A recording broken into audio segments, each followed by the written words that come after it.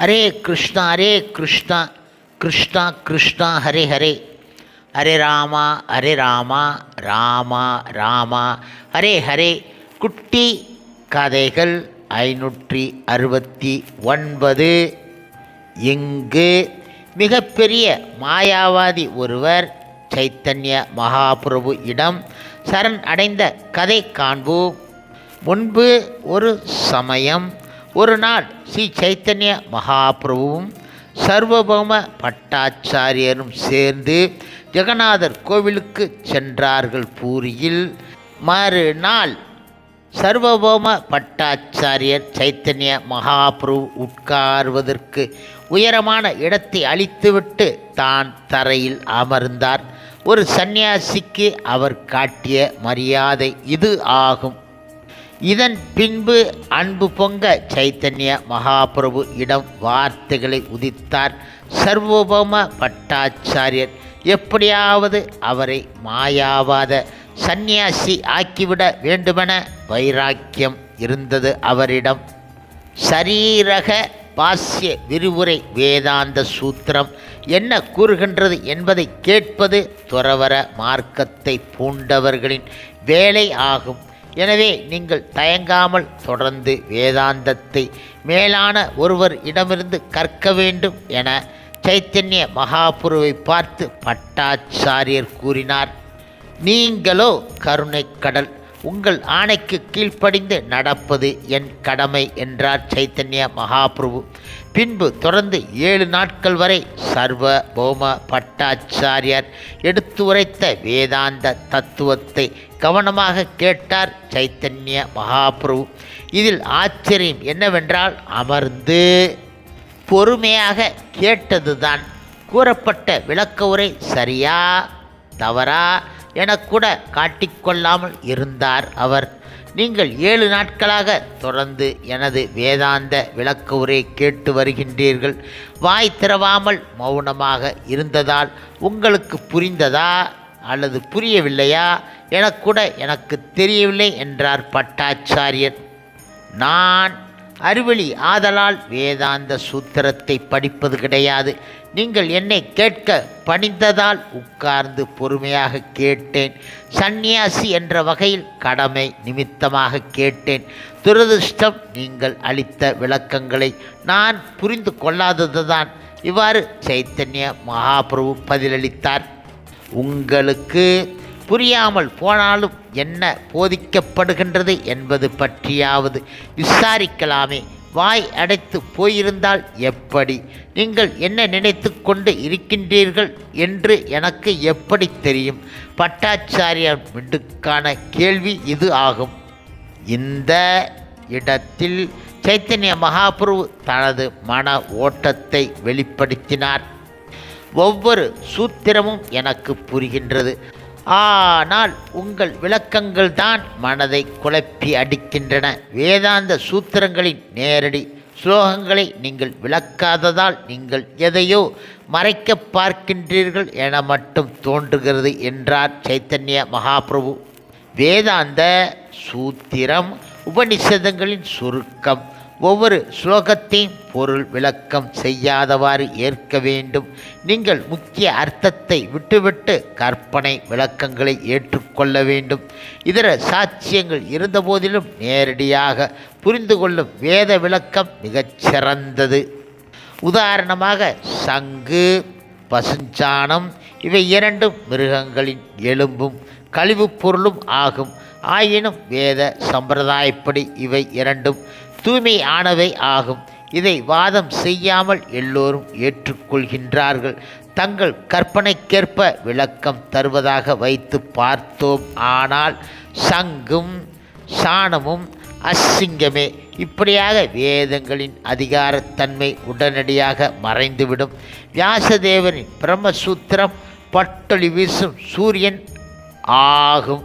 ஆனால் நீங்கள் அளிக்கும் விளக்கமோ சூரியனை மறைத்த கார்மேகம் மாதிரி இருக்கின்றது.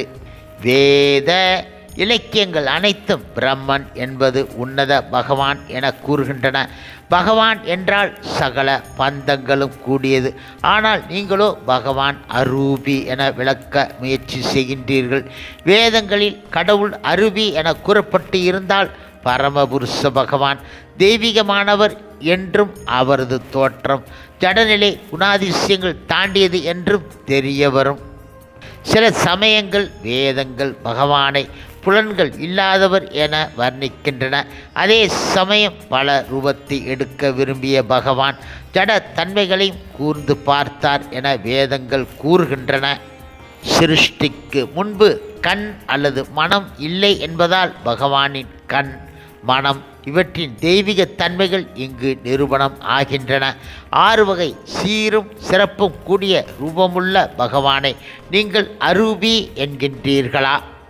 வேதாந்த சூத்திரம் பிரபஞ்ச தோற்றமே பகவான் இடமிருந்து வெளியானது என கூறுகின்றது.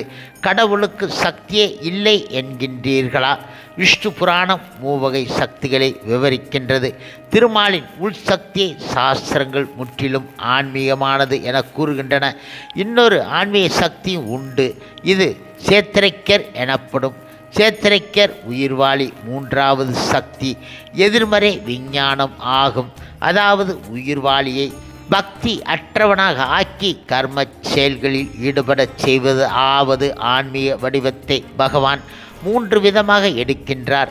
அதாவது சாந்தினி, சாமவித், ஹலாதினி. 6 வகை சீரும் சிறப்பும் கொண்டவர் பகவான். ஆயினும் அறியாமை காரணமாக நீங்கள் இந்த உண்மையை ஏற்பது கிடையாது என்றார் அவர். எல்லா சக்திகளையும் கட்டுப்படுத்துபவர் பகவான். ஆனால் உயிர்வாளியோ வெளி அல்லது உள் சக்தியின் சேவகன். ஜீவனுக்கும் பரமத்திற்கும் உள்ள வேறுபாடு இதுதான். ஆனால் நீங்களோ ஜீவனும் பரமாத்மாவும் ஒன்று என்கின்றீர்கள். பகவான் சச்சிதானந்த ஸ்வரூபன்.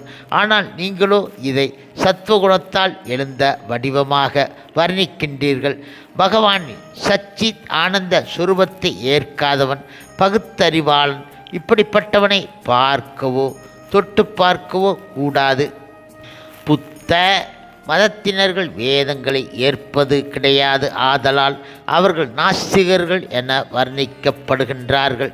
மாயாவாதிகளைப் போன்று வேத இலக்கியங்களை வைத்து கடவுள் என ஒன்று கிடையாது என கூறுபவர்கள் பௌத்தர்களை விட பயங்கரமானவர்கள்.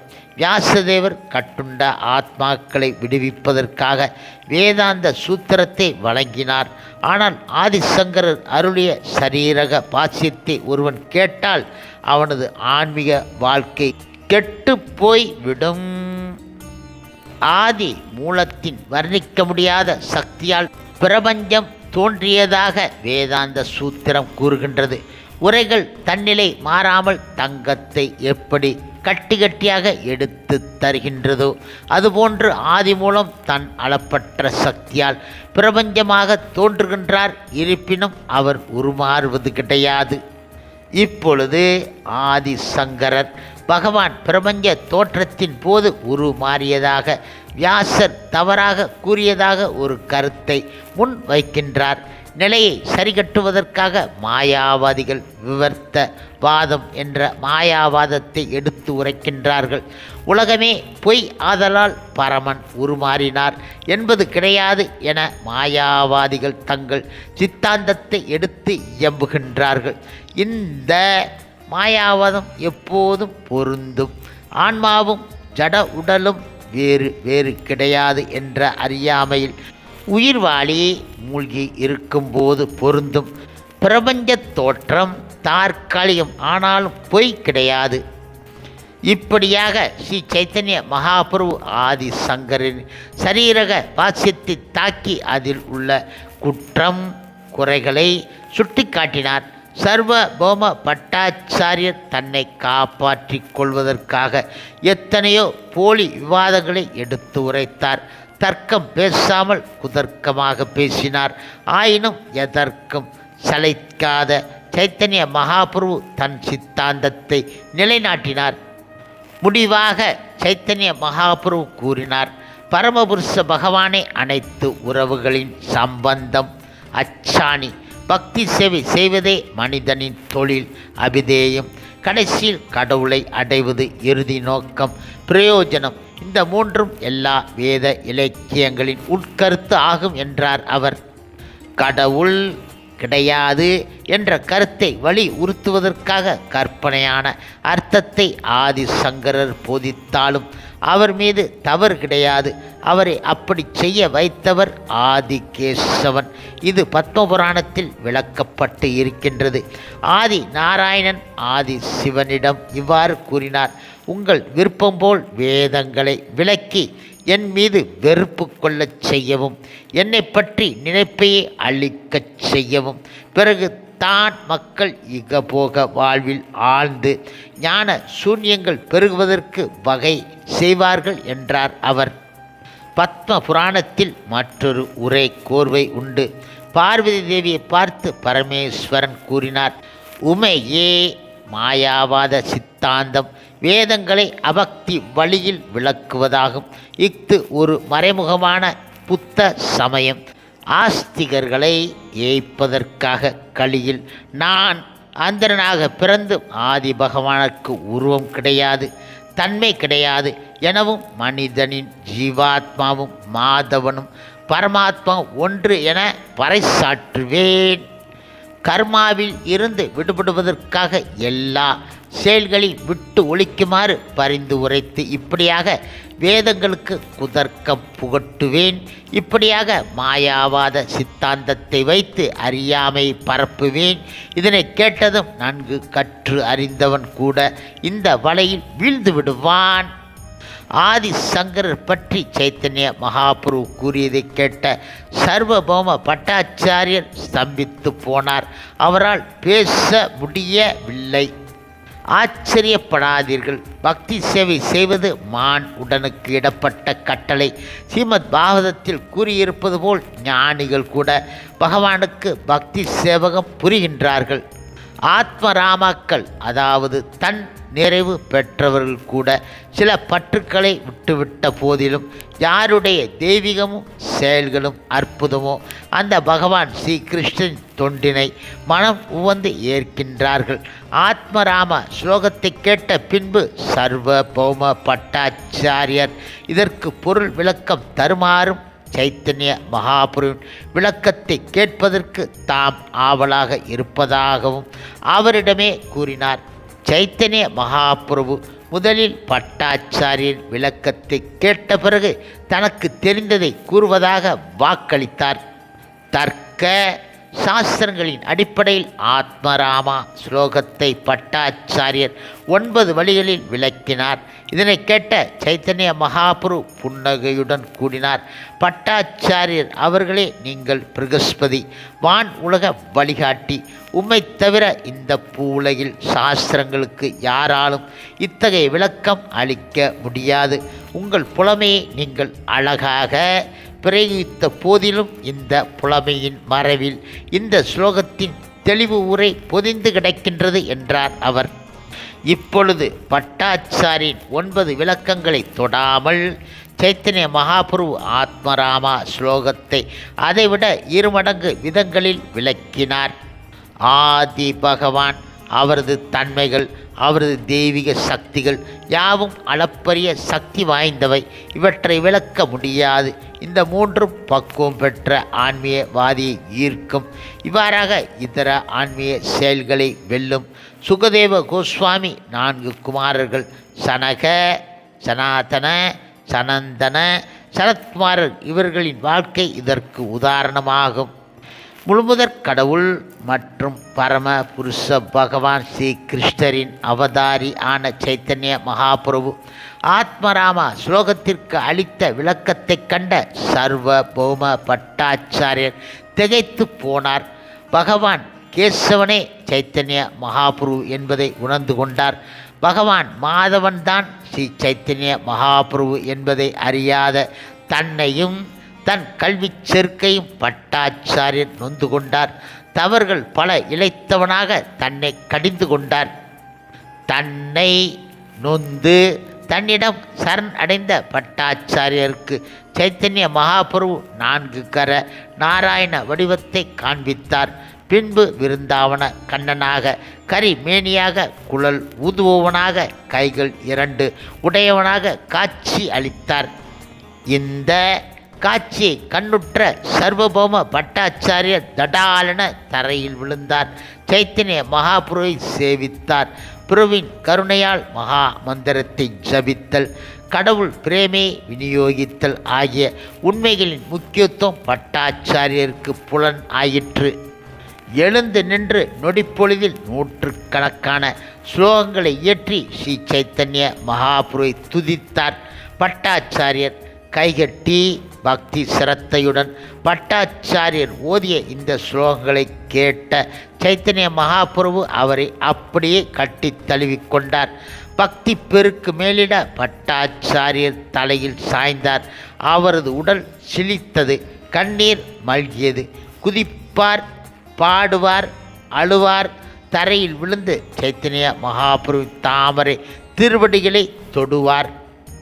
இப்படியாக சர்வபௌம பட்டாச்சாரியா தனது பரவசத்தை வெளிப்படுத்தி கொண்டு இருந்தபோது கோபிநாத ஆச்சாரியருக்கு மகிழ்ச்சி பொங்கியது. சொல்லப்போனால் சைத்தன்ய மகாபுருவின் சகாக்கள் அனைவரும் பட்டாச்சாரியர் குதிப்பதை பார்த்து சிரித்தார்கள்.